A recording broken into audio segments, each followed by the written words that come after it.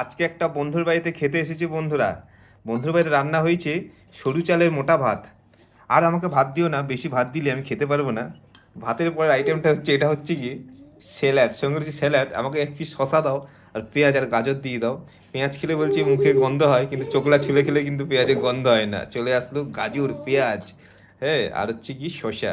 এখানেই শেষ নয়, তার সঙ্গে রান্না হয়েছে বেগুন ভাজা, ব্ল্যাক কালারের বেগুন ভাজা এক পিস নিলাম। বাহ, আর দিও না কিন্তু, ব্যাস।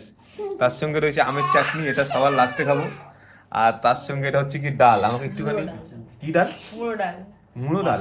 মাছের মাছের মাথা। মাছের মাথা দিয়ে ডাল হয়েছে। একটুখানি মাছের মাথায় ভাতের উপর দিয়ে দাও, দেখতে সুন্দর লাগবে, সৌন্দর্য বজায় থাকবে। তাড়াতাড়ি আমাকে দিয়ে দাও। এক চামচা ভাত দিলেই হয়ে যাবে, ব্যাস। বাহ, খুব সুন্দর, ভেরি বিউটিফুল, ভেরি নাইস। আর আজকে সব থেকে স্পেশাল লাল লাল করে পাবদা মাছের ঝোল, সব থেকে বড় বিষটা আমাকে দেবে। এই সাইডে দিয়ে দাও লাল লাল করে পাবদা মাছের ঝোল দিয়ে বেগুন ভাজা দিয়ে এতগুলো আইটেম দিয়ে আজকে আমরা খাওয়া দাওয়া। তোমরা কি দিয়ে ভাত খেলে ধন্যবাদ বন্ধুরা।